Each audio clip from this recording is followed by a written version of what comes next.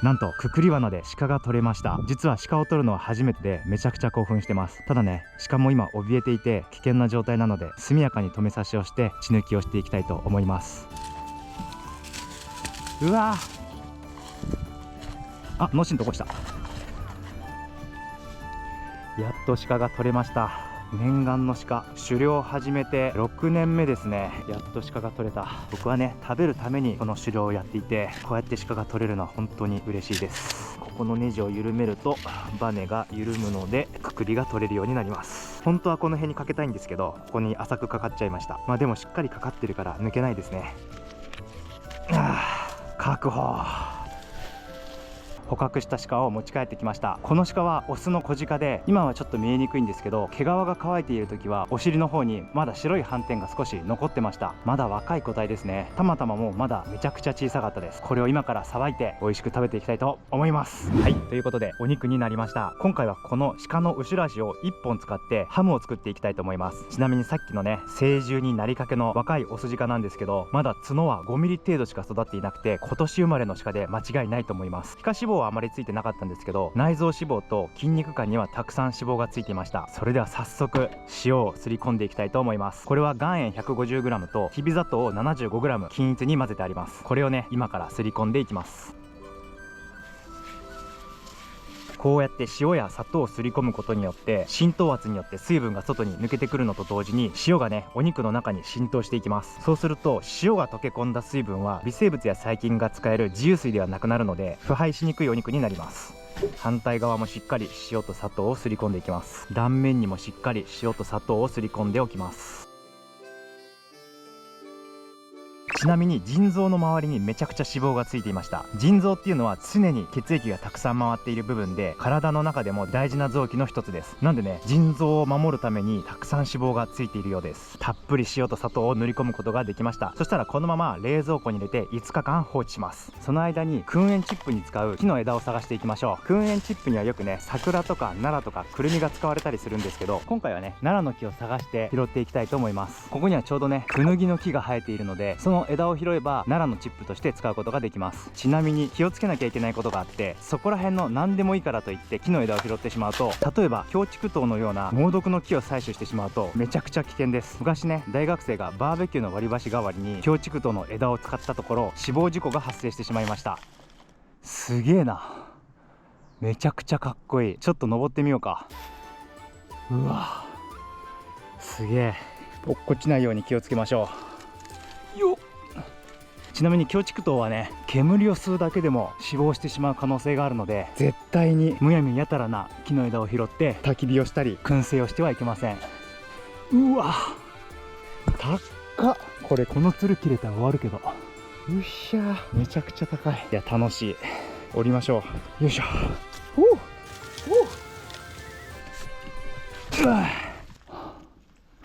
最高。それではクヌギの枝を拾っていきましょう。うわ、もう枝というか、さすがにこれはちょっと持って帰りにくいな。あ、もう朽ちちゃってるわ。あんまり朽ちてるとね、中がスッカスカでいい煙が出ないので、できるだけまだカビが入ってないような木を探しましょう。あー、軽い。スッカスカ。ほら、ボロボロ。これは相当菌が入ってしまってるのでやめておきましょう。これとかいいかな。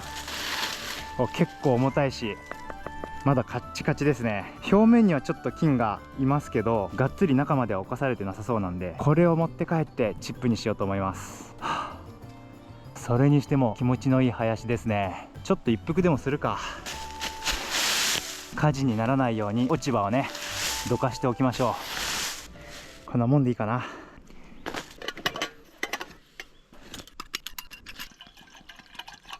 ファイヤー。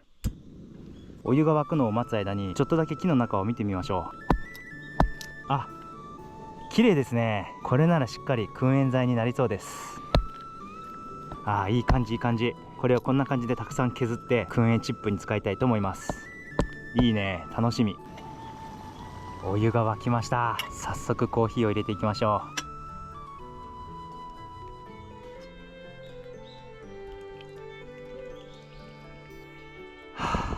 いただきます。うめえ、最高。ちなみにこの山林はね、ちゃんと入ってもいい許可をもらっていろいろやらせてもらってます。この林だったらいろいろとやりたいことが出てきそうですね。この林買っちゃおうかな。ごちそうさまでした。さあ帰ってこれをチップにするか。ということで帰宅。買った。さすがクヌギの木ですね。芯の方はガチガチに硬いです。でも硬いっていうことは菌が中まで入ってなくて、リグニンやセルロースがしっかり残っている証拠なので、燻製に使うチップがちゃんと作れるっていうことです。ちなみに燻製はね、そのリグニンやセルロースが熱分解されることでグアイアコールやバニリンっていう燻香成分が発生するんですけど、グアイアコールは主にスモーキーな香りをつけてくれて、バニリンっていうのはね、甘い香りをつけてくれます。なんでね、このリグニンが残っている硬い木は燻製に使えるってことです。あの林の中で見たボロボロのね、芯まで菌が入ってしまってリグニンが分解されているような木は燻製に使うことはできません。うわ、結構皮も一緒に落ちちゃったな。皮はね、タンニンが多く含まれていたりするので、渋み成分とか苦味成分の元になってしまうので、皮は取り除きましょう。ちなみにね、落ちている枝を拾ったのにもちょっと訳があって、タンニンっていうのは水溶性の成分なんで、雨に打たれた枝っていうのはタンニンが流れ出ているので、燻製をした時に渋みや苦味がつきにくいんじゃないかなと思ってます。なんでね、あえて落ちている枝を拾ってみました。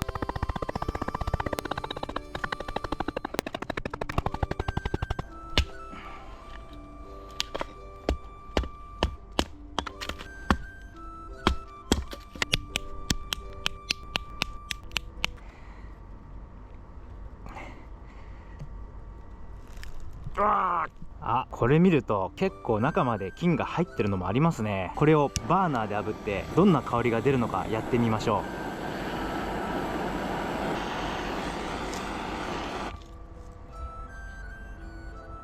いい香りがしてます。多少ね、菌が入っててもリグニンはたっぷり存在してるみたいで、スモーキーないい香りとね、焚き火のなんとなく甘い香りがしっかりしてます。間違いなく燻製に使えるので、これね、しっかり細かく切ってチップにしていきたいと思います。大量のクヌギの燻製チップが完成しました。これを使って鹿の足のお肉を燻製してハムを作っていきたいと思います。塩漬けをして5日間経ちました。特に腐敗もなくしっかり塩漬けができてますね。ちなみに塩抜きっていうのは塩を全部抜く工程ではありません。なんで塩漬けにしたのに塩抜きの作業があるかというと、塩漬けをすると表面は塩分濃度が濃いんですけど、内部に行くに従って塩分濃度が下がっていきます。なんでね、塩抜きをすることによって表面の強すぎる塩分を落として内部と均一にする必要があります。ただここで塩抜きをやりすぎると塩分が抜けすぎてただの干し肉になってしまう可能性もあるし、旨味もたくさん抜けてしまうので、実は塩抜きというのは失敗すると全て台無しになる最重要工程でもあります。昔ここで失敗したことがあって、しょっぱいお肉は嫌だなと思ってね、塩抜きをがっつりやって味見もせずそのまま燻製にして食べたんですけど、本当にただの干し肉で、燻製の香りがしたので美味しかったんですけど、塩気がなくて旨味もねそこそこといった感じで中途半端な燻製のお肉になってしまったことがあります。なんでね、今日は塩抜きをしすぎずちょうどいい塩梅で止めて燻製の作業に入っていきたいと思います。それでは塩抜きをしていきます。ちなみに表面に見えてるこのピンク色の成分、これは岩塩の成分ですね。ミネラルがたっぷり乗っているのが分かります。しっかり水に浸かりました。今回ね、流水でやっていきます。水につけて塩抜きをする方法もあるんですけど、鹿のお肉が大きくて塩分濃度も強めにしたんで、流水にしてオーバーフローさせながらしっかりと塩抜きをしていきたいと思います。途中で味見をしながら塩分濃度を確認していきましょう。塩抜きが終わりました。結構時間かかりましたね。2時間ごとにここを削ぎ落として味見をしてたんですけど、味がちょうど良くなるまで10時間かかりました。これでようやくもも肉の調整が終わりました。早速燻製にしていきたいんですけど、このまま燻製をすると表面の水にたくさん煙が溶け込んで酸っぱくなってしまうので、一度このお肉を干して表面を乾かしていきます。また干している時間に内部の塩の濃度が均一化されていくので、この時間も大事な工程の一つです。早速干していきましょう。ギュギュッとな。うわー、立派。そしたら適当なところに干しておきましょう。アライグマとかタヌキにいたずらされないように少しね、高いところに干しておきましょう。そしたらこのまま表面がしっかり乾燥するまで待ちたいと思います。風乾が終わりました。もう水っぽさはないですね。かなり表面状態が落ち着いています。気になる匂いの方は全く臭くないですね。腐敗の心配はなさそうです。塩分がしっかり中まで浸透したことによって自由水が減って微生物や細菌が繁殖する恐れがほとんどなくなったんだと思います。いや楽しみ。表面はなんとなくプラスチックのような感触に見えるんですけど、これはペリクルといってタンパク質の薄い膜が形成されている証拠です。この膜が燻製はとても大事で、この後燻製することによって均一にね、綺麗に燻製の煙が吸着することになります。いや、だいぶいい感じだ。それでは早速燻製をしていくんですけど、これだいたい55センチぐらいあるので、僕が持ってる燻製機ではいぶすことができません。なんでね、今回はこちら段ボールで燻製をしていこうと思います。この枠になってるのはイレクターパイプで、昔僕がねうずらを飼っていた時の枠です。それに段ボールをつけて煙が逃げないように囲いました。そしたらここにお肉をぶら下げて、いい感じですね。そしたら上から蓋をして完璧ですね。そしたらここにガスバーナーを置いて、チップを乗せるボールを置いて、クヌギのチップをね適量乗せていきます。まずはこんなもんで継ぎ足ししながらやっていきたいと思います。やっとここまで来た。そしたらファイヤー、火は弱火でちょろちょろやっていこうと思います。早速煙が出てきました。香ばしくて焚き火の甘い香りもしていていい感じです。もうちょっと弱めてもいいかな。火が消えない程度に弱火にしていきます。ちなみに今回ねガス管使ってるんですけど、あまり温度の上がらない冷燻でやっていくので、ガス管が爆発することはないです。これが温燻とか熱燻のように、この燻製機内が高温になる場合はこういったタイプではなくてね、焚き火とか電熱式のヒーターでやってください。今回はねこの中が30度以上に上がらないような冷燻でやっていくので、ガスボンベでも大丈夫ということでやっています。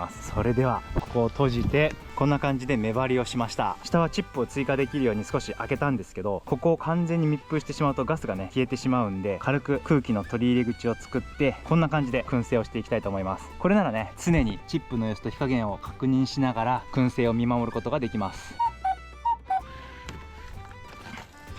いい感じにいぶされています。ガスボンベは全く熱くなってないんで大丈夫そうですね。クヌギのチップもしっかり機能しています。そしたらもう一つかみセットして、これを繰り返して数時間いぶしていきます。よいしょ。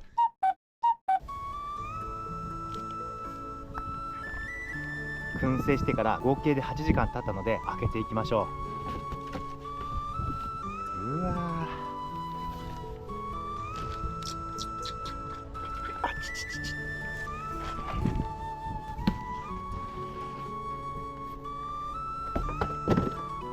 ー、うわ、うまそう。最高、いい感じにできてそう。冷燻で8時間バッチリです。めちゃくちゃうまそう。状態も良さそうですね。ちょっと匂いを嗅いでみましょう。いい感じに燻香が染みついています。うまそう。今早速食べたいと思った方いると思うんですけど、まだ食べる段階ではありません。今このお肉の表面には煙に含まれていた雑味成分なんかも付着しているので、この後少し寝かせることによって表面についた余分なね煙の成分を揮発させて、お肉を休ませることで熟成も進むので、今から1日寝かせたいと思います。ということで早速食べていくんですけど、今までの工程を見て気づいている方もいると思うんですけど、これ完全に生なんです。生ハム状態です。これがね家畜で生で食べれるものだったらめちゃくちゃうまいに間違いないんですけど、ただねジビエだし、そういった管理は全くされていないので、今回これをねスライスして焼いて食べていこうと思います。ということで調理していく。単純にそぎ落として焼いて食べていきましょう。うわー、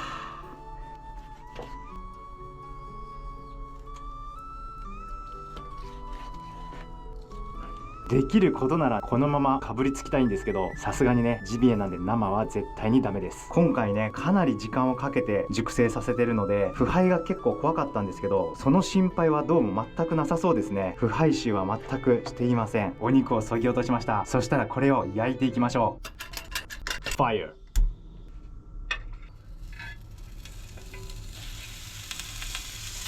うわー、いい匂い。最高だよこれ。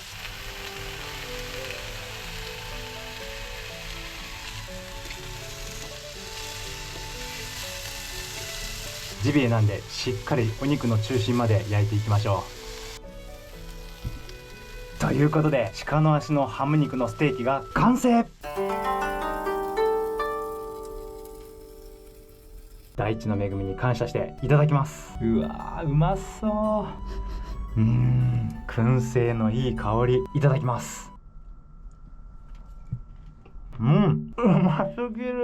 噛めば噛むほど口の中で旨味が広がっていきます。燻製の香りがバッチリ。鹿を取ってさばいてその日のうちに食べたステーキは癖はもちろんないんだけど、旨味もねなんとなくないような気がして物足りなかったんですけど、今はね肉の旨味がじわっと口の中に広がります。これ熟成されてると思います。口の中がめちゃくちゃ幸せ。さらに追い込んでいきたいと思います。いただきます。うまい、うますぎる。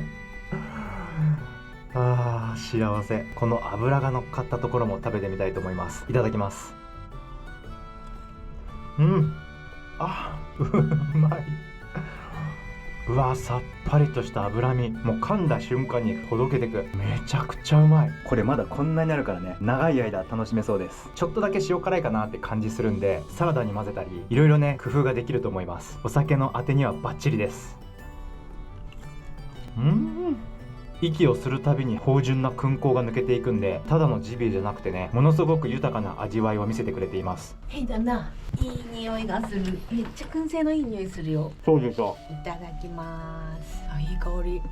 美味しい。燻製の香りもすごいいい匂い。これちょっと味濃いけどさ、ビールにめっちゃ合うね。でしょ。飲む？飲みたいけど飲めないよ。夜だね。パスタとかでも美味しいんじゃない？確かにちょっと塩気強めだからパスタに和えたらめちゃくちゃいいかもしれない。めっちゃ美味しいと思う。牛肉みたいだよね。牛肉みたいだよね。めっちゃジャーキーなんだけど超美味しい。これ油？そうまそうじゃん。いただきます。うまいっしょ。油もねめちゃくちゃうまくなってる。めっちゃ美味しい。ここが一番燻製のいい匂いする。そうでしょ。多分ね油が燻製の香り吸ってるんだよね。ジャーマンポテトに入れるさお肉これにしたら絶対美味しいと思うんだけど。そうだね。絶対うまい。それナイスアイディア。絶対美味しいよ。さすが主婦。うますぎてあっという間に食べ終わっちゃいました。ごちそうさまでした。今回の動画が面白かったという方はぜひ高評価ボタン、そして下の共有ボタンから友達に拡散してください。それとね、今もチートン同色機好評発売中なのでぜひ概要欄からご確認ください。それとポッドキャストも始めたのでそれも概要欄からご確認ください。これからもどんどん面白い動画を出していくのでぜひチャンネル登録をしてお待ちください。バイバイ。